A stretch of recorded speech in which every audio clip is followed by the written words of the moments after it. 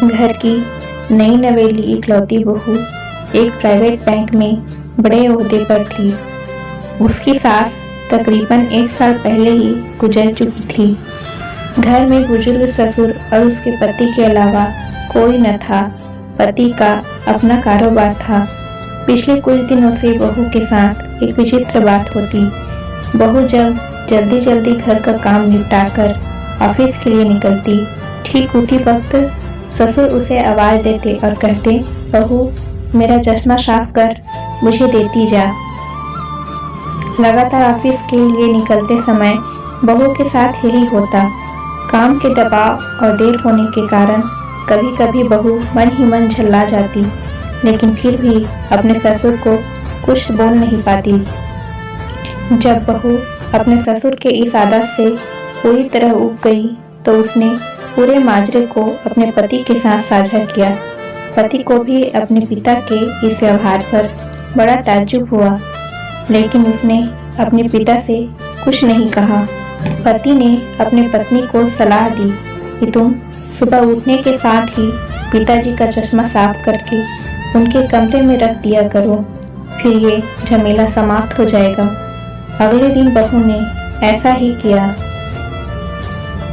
और अपने ससुर के चश्मे को सुबह अच्छी तरह साफ करके उनके कमरे में रखाई। लेकिन फिर भी उस दिन वह घटना पुनः हुई और ऑफिस के लिए निकलने से ठीक पहले ससुर ने अपनी बहू को बुलाकर उसे चश्मा साफ करने के लिए कहा। बहू गुस्से में लाल हो गई, लेकिन उसके पास कोई चारा नहीं था। बहू के लाख उपायों के बावजूद ससुर ने उसे सुबह ऑफिस जाते समय आवाज देना नहीं छोड़ा। धीरे धीरे समय बीतता गया और ऐसे ही कुछ वर्ष निकल गए। अब बहू पहले से कुछ बदल चुकी थी। धीरे धीरे उसने अपने ससुर की बातों को नज़रअंदाज करना शुरू कर दिया और फिर एक ऐसा भी वक्त चला आया जब बहू अपने ससुर को बिल्कुल अनसुना करने लगी। ससुर के कुछ बोलने पर वह प्रतिक्रिया नहीं देती और बिल्कुल खामोशी से अपने काम में मस्त रहती। गुजरते वक्त के साथ ही एक दिन बेचारे बुजुर्ग ससुर भी गुजर गए। समय का पहिया कहाँ रुकने वाला था। वो घूमता रहा। छुट्टी का एक दिन था। अचानक बहू के मन में घर के साफ सफाई का ख्याल आया। वो अपने घर की सफाई में जुट गई। तभी सफाई के दौरान मृत ससुर की डायरी उसके हाथ लग गई।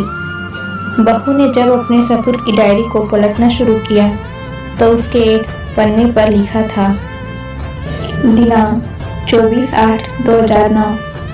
आज के इस भागदौड़ और बेहद तनाव और संघर्ष भरी जिंदगी में घर से निकलते समय बच्चे अक्सर बड़ों का आशीर्वाद लेना भूल जाते हैं, जबकि बुजुर्गों का यही आशीर्वाद मुश्किल समय में उनके लिए ढाल का काम करता है। बस इसीलिए जब तुम चश्मा साफ कर मुझे देने के लिए झुकती थी तो मैं मन ही मन अपना हाथ तुम्हारे सिर पर रख देता था, क्योंकि मरने से पहले तुम्हारी सास ने मुझे कहा था कि बहू को अपनी बेटी की तरह प्यार से रखना और उसे कभी भी ये महसूस मत होने देना कि वो अपने ससुराल में है और हम उसके माँ बाप नहीं हैं। उसकी छोटी मोटी गलतियों को उसकी नादानी समझकर माफ कर देना। वैसे मेरा आशीष सदा तुम्हारे साथ है बेटा। डायरी पढ़कर बहू फूट फूट कर रोने लगी। आज उसके ससुर को गुजरे ठीक 2 साल से ज़्यादा समय बीत चुके हैं, लेकिन फिर भी वो रोज घर से बाहर निकलने समय अपने ससुर का चश्मा साफ कर उसके टेबल पर रख दिया करती है, उनके अनदेखे हाथ से मिले आशीर्वाद की लालसा में। इस कहानी से हमें यह शिक्षा मिलती है कि जीवन में हम रिश्तों का महत्व महसूस नहीं करते हैं, चाहे वो किसी से भी हो, कैसे भी हो, और जब तक महसूस करते हैं तब तक वह हमसे बहुत दूर जा चुके होते हैं। इसलिए रिश्तों के महत्व को समझे और उनको सहेज कर रखें।